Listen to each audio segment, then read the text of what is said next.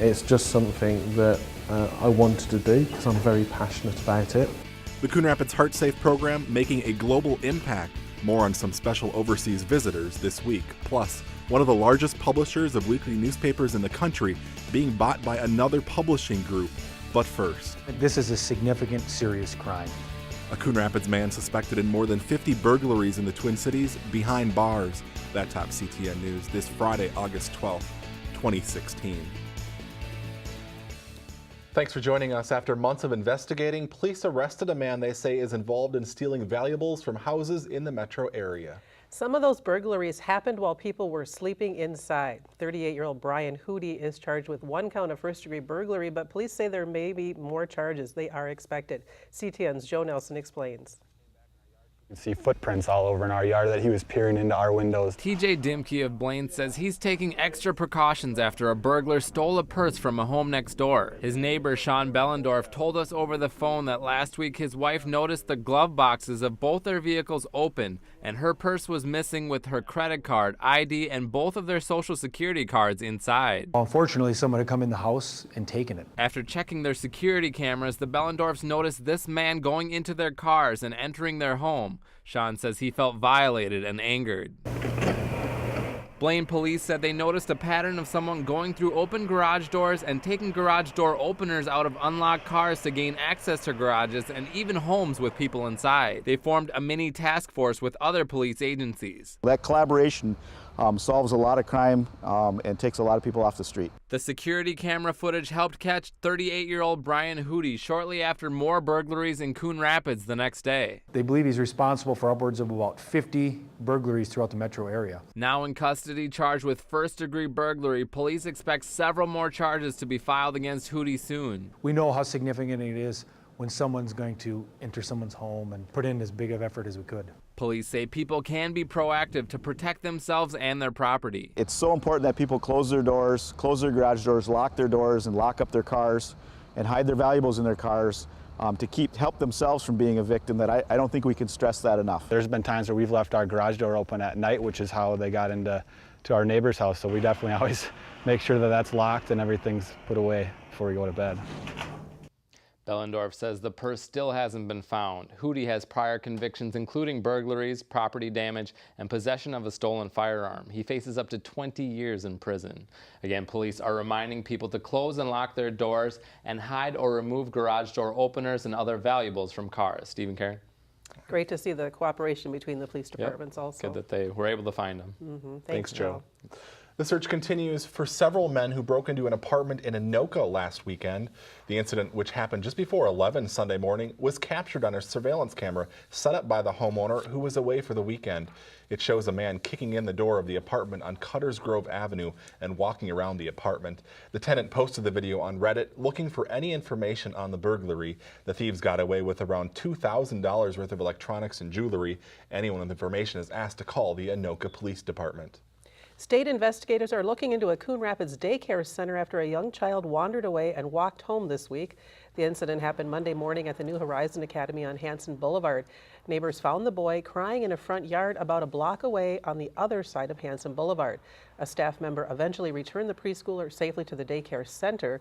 In a statement, New Horizon says the Department of Human Services was immediately notified and that the center is taking steps to continue to ensure the safety of children in their care.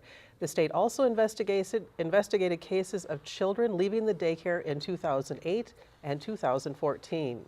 A lightning strike is believed to have sparked a fire at the Burger King on Northdale Boulevard Thursday morning. Someone reported seeing smoke coming from the roof of the business just before 11 a.m. Firefighters arrived and found fire in a wall along the edge of the roof.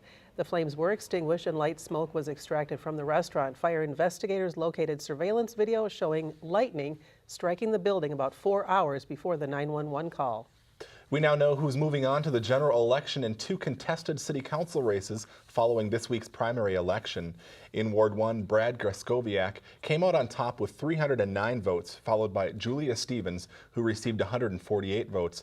There were a total of 6 candidates on the ballot, with the top 2 vote-getters advancing to the November election. In Ward 4, Jenny Geisler, who currently holds the seat, received the most votes with 126. Chuck Filipsik came in second with 98 votes. There were a total of 5 candidates seeking the Ward 4 seat. The general election is on Tuesday, November 8th. A repaving project that started this week on the Coon Rapids-Blaine border is causing some delays for motorists. The work began Monday on University Avenue between 105th and 109th Avenues. Signs are posted in the area, and while the road remains open to traffic, expect some slowdowns through the area. Weather permitting, the repaving of University Avenue should be finished by August 19th. One of the largest publishers of weekly newspapers in the country is being bought by another publishing group. On Wednesday, ECM Publishers, which has its corporate offices right here in Coon Rapids, announced it's entered into an agreement to be acquired by the Adams Publishing Group of St. Louis Park. Terms of the deal have not been disclosed. ECM has 50 publications that reach more than 600,000 households in Minnesota and western Wisconsin. Adams Publishing is a family-owned media company that serves communities in 5 different states. The Coon Rapids Heart Safe initiative is making a global impact to help save lives. This week, a couple of visitors from England came to Minnesota for some in-depth training. The training was thanks in part to the relationship created by a Coon Rapids police officer who held a heart safe training in England earlier this year. CTN Steve Antis has the story. And this is technology that first responders do use. Cardiologist Dr. Keith Laurie spoke about the advances in CPR used today. It's part of a training session for Ian and Nicola Whiting from Worcester, England. Coming and learning from other people's programs and seeing what Minnesota have been doing, and just really is eye-opening. They decided that they needed more, so they came back here. We set up this training at the U where they could really get an in-depth look at the Heart Safe program. Earlier this year, Coon Rapids police officer Brian Plotz traveled to England at the Whitings' request to do a heart-safe training at the couple's cybersecurity firm and their local community of Worcester. Today's session included survivor impact statements from 4 survivors of sudden cardiac arrest who benefited from bystander CPR. I think that motivates me more than anything to want to try and make sure there's as many survivors as possible. The last part of the session was an awards ceremony. It was my distinct pleasure to officially designate you guys a Heart Safe campus. England's first, so congratulations. I wasn't expecting to receive any kind of award. It's just something that I wanted to do because I'm very passionate about it. Our support system is now their support system. Basically, we're taking this Heart Safe program here in Minnesota with what the Resuscitation Consortium has put together, and we're just putting it in a box for them and sending it overseas. Heart Safe now building partnerships across the pond.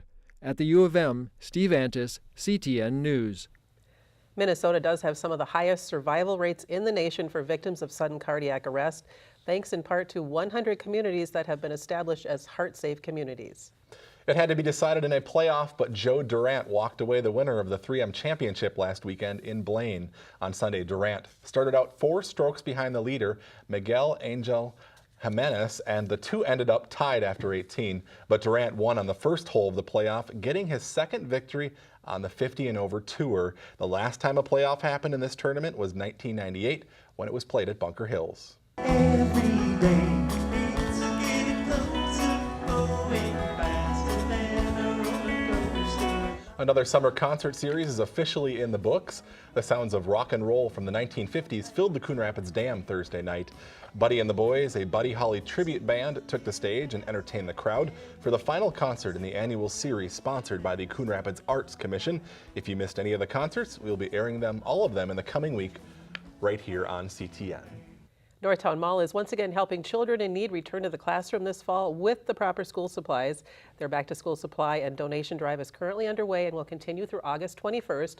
The drop-off site is at the mall's guest services booth, and in addition to the school supplies and backpacks, the mall is also accepting new or gently worn winter clothing and packaged and non-perishable food. All the donations will benefit Hope for Youth, which is a local drop-in center for homeless teens. So if you can help, be sure to stop by Northtown. Yeah, 3 weeks, they'll all be back in school. Not that I'm counting or anything. We're counting over here. All right, that's going to do it for us. Thanks for watching. We'll see you back here again next week. Bye-bye.